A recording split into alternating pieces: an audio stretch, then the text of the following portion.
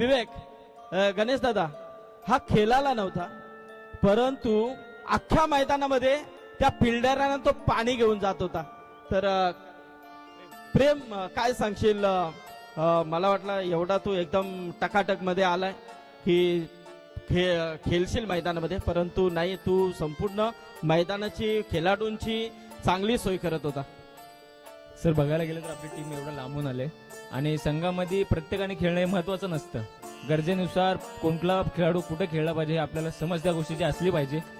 मी माझ्या संघामध्ये गोलंदाज म्हणून मी खेळतो, पण सध्या माझा बॉल पडत नाही चांगला, किंवा माझी सध्या टीममध्ये गरज नाही. माझ्यापेक्षा चांगले माझे फिल्डर चांगले खेळ करतात आणि त्यांना प्रोत्साहन भेटावं म्हणून मी बाहेरून का होईना माझ्या फिल्डरांना मी प्रोत्साहन देतो की तुम्ही असा खेळा, असा टाका. पहिले माझा परफॉर्मन्स होत नाही, पण मी माझ्या एंडने बाहेरून मला जसं सपोर्ट करता येईल मी माझ्या संघासाठी करतो. क्या बात आहे! यापेक्षा शब्द काय असू शकतील? प्रेमचा सन्मान करूया मित्रांनो. ही गोष्ट नेहमीच लक्षात ठेवा, कारण तो चांगला गोलंदाज आहे त्यांच्या संघाचा, परंतु कुठेतरी थोडासा आउट पॅच, बॅट पॅच मध्ये तो चाललाय. परंतु त्याचं म्हणणं आहे की मी थोडासा साईडला जातोय, पण जे नवीन तयार होतात त्यांना तो संधी देतोय. पण येणारा काल प्रेम तुझा नक्कीच असेल, या शंका नाहीये, कारण जो दुसऱ्याचा विचार करतो ते त्याचा विचार नक्कीच करणार.